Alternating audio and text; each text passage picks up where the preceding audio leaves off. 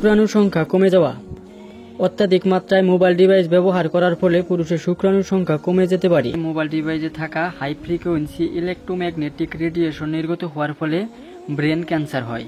এই স্মার্টফোনের খারাপ প্রভাবের ফলে আমাদের যে সমস্যাগুলো হচ্ছে, চোখের সমস্যা, স্বাস্থ্য সমস্যা, স্মৃতিশক্তি দুর্বল হয়ে যাওয়া, মূল্যবান সময় নষ্ট হওয়া এবং কি পুরুষের শুক্রাণুর সংখ্যা কমে যাওয়া।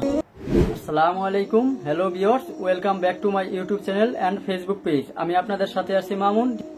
আজকের টপিকটি খুবই ইম্পর্টেন্ট হতে চলছে। আজকে আমরা আলোচনা করব অতিরিক্ত মোবাইল ডিভাইস ব্যবহার করার ফলে আমাদের দেহকে কিভাবে ক্ষতিগ্রস্ত করছে এবং মোবাইল ডিভাইসের ক্ষতিকর দিকগুলো কি। অতিরিক্ত মোবাইল এডিকশন আমাদের দেহকে বা আমাদের লাইফটাকে কিভাবে ধ্বংসের পথে নিয়ে যাচ্ছে, যে বিষয়গুলো হয়তো এখনো আপনারা জানেন না।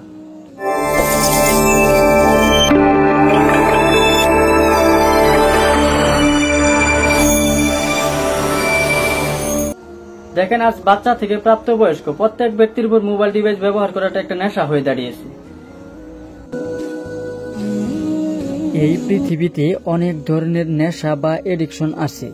কারো ফেসবুক এডিকশন, কারো ইউটিউব, কারো টিকটক, কারো ইমো, কারো হোয়াটসঅ্যাপ, কারো স্মার্টফোনের এডিকশন, কারো সিগারেটের এডিকশন, কারো বা অ্যালকোহলের এডিকশন। আসল কথা হলো, মাদকাসক্তির চেয়েও ভয়াবহ হলো এই স্মার্টফোনের আসক্তি। আমার কথা শুনে হয়তো আপনার অবাক লাগতে পারে যে মাদকাসক্তির সাথে কেন স্মার্টফোনের আসক্তির তুলনা করা হচ্ছে।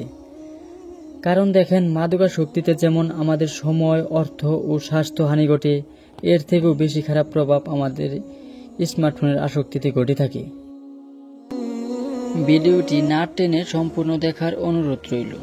আর আপনি যদি আমাদের ইউটিউব চ্যানেলের নতুন দর্শক হয়ে থাকেন, তাহলে আমাদের ইউটিউব চ্যানেলটি সাবস্ক্রাইব করে পাশে থাকা বেল আইকনটি অন করে রাখুন। আর যদি ভিডিওটি ফেসবুক পেজ থেকে দেখে থাকেন, তাহলে আমাদের ফেসবুক পেজটি ফলো করে রাখুন। এতে আমাদের চ্যানেলের সকল লেটেস্ট আপডেট ভিডিওগুলো সবার আগে পেয়ে যাবেন। এই স্মার্টফোনের খারাপ প্রভাবের ফলে আমাদের যে সমস্যাগুলো হচ্ছে, চোখের সমস্যা, স্বাস্থ্য সমস্যা, স্মৃতিশক্তি দুর্বল হয়ে যাওয়া, মূল্যবান সময় নষ্ট হওয়া এবং কি পুরুষের শুক্রাণুর সংখ্যা কমে যাওয়া। স্বাস্থ্য সমস্যা। আপনি যদি অতিরিক্ত মাত্রায় মোবাইল ডিভাইস ব্যবহার করে থাকেন, তাহলে আপনার স্বাস্থ্য সমস্যা হতে পারে। অনেক গবেষণায় এমন প্রমাণ হয়েছে যে মোবাইল ডিভাইসে থাকা হাই ফ্রিকোয়েন্সি ইলেকট্রোম্যাগনেটিক রেডিয়েশন নির্গত হওয়ার ফলে ব্রেন ক্যান্সার হয়। অতিরিক্ত মাত্রায় মোবাইল ডিভাইস ব্যবহার করার ফলে ঘুমের সমস্যা, মাথা ব্যথা, চোখের সমস্যা, অকারণে রেগে যাওয়া, মন ভালো না লাগা এবং কি অনেক সময় ডিপ্রেশনের মতো সমস্যা দেখা দিতে পারে। অস্ট্রেলিয়া একটি রিসার্চ করা হয়েছিল এবং সেই রিসার্চে পাওয়া গেছে যে 10 জনের মধ্যে 9 জন অ্যাংজাইটি ফিল করে যখন তাদের ব্যাটারি লো হতে থাকে। আজকাল রাত্রে ঘুমানোর আগে অনেকেই মোবাইল স্ক্রিনে ঘন্টার পর ঘন্টা তাকিয়ে থাকে। কেউ ভিডিও দেখে, কেউ গেমস খেলে, কেউ চ্যাট করে, কেউ বা নানানভাবে ইন্টারনেট ব্যবহার করে থাকে। রাত্রে ঘুম নষ্ট করে মোবাইল স্ক্রিনে ঘন্টার পর ঘন্টা তাকিয়ে থাকার ফলে আমাদের ব্রেন পর্যাপ্ত পরিমাণ বিশ্রাম নিতে পারে না। এর ফলে অ্যাংজাইটি, অ্যাঙ্গার, ডিপ্রেশন, স্ট্রেস ইত্যাদির মতো লাইফস্টাইল ডিজিজগুলো আমাদের মাঝে আসতে পারে। চোখের সমস্যা। বর্তমান বিশ্বের অগণিত মানুষ স্ক্রিন নির্ভর হওয়ার ফলে ড্রাই আই, চোখের শুষ্কতা এবং কি মায়োপিয়া মানে ক্ষীণ দৃষ্টি, এ দুটি সমস্যায় ভুগছেন। আমরা যখন ফোন ব্যবহার করি তখন দীর্ঘ সময় একদিনে মোবাইল স্ক্রিনে তাকিয়ে থাকতে হয়, যা ঘন ঘন চোখের পলক ফেলতে ব্যাঘাত ঘটায়। এর ফলে চোখের ভিতরে থাকা টিয়ার ধীরে ধীরে শুকিয়ে যায়। এর ফলে চোখ জ্বালা করা, করকর করা, চোখ লাল হয়ে যাওয়া এবং কি মাথা ব্যথার মতো উপসর্গ দেখা দিতে পারে।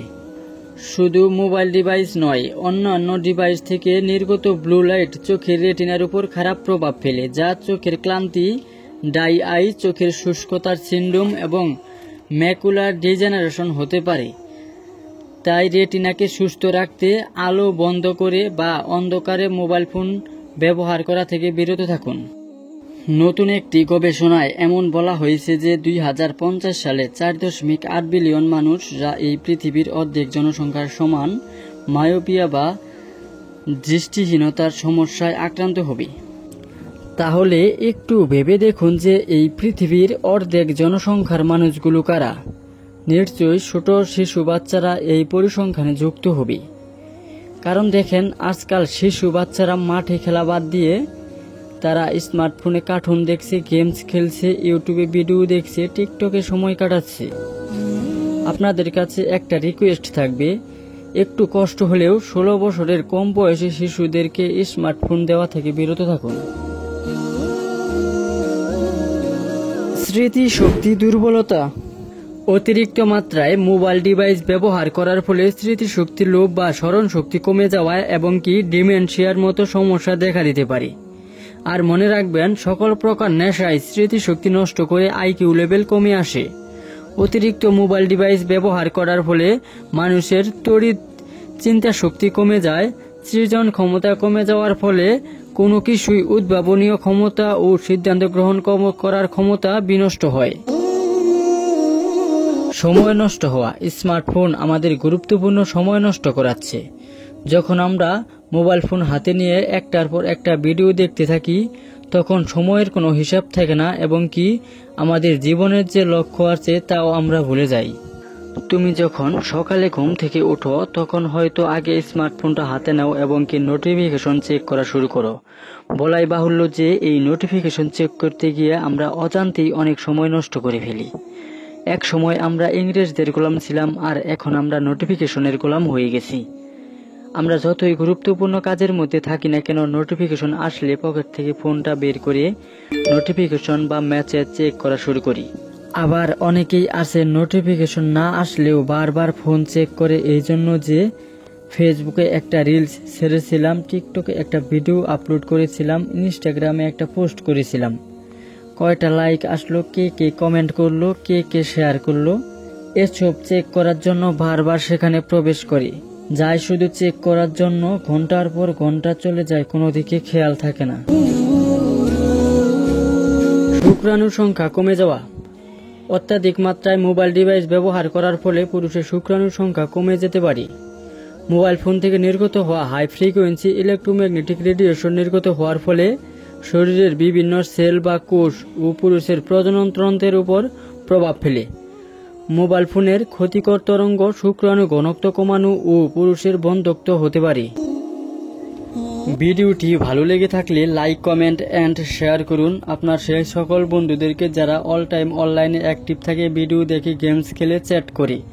হতে পারে আপনার একটি শেয়ারে আপনার বন্ধুদের লাইফস্টাইল পরিবর্তন।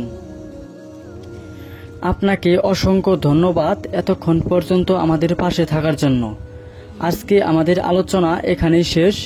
দেখা হবে পরবর্তী কোনো এক ভিডিওতে। সে পর্যন্ত ভালো থাকেন, সুস্থ থাকেন। আল্লাহ হাফিজ।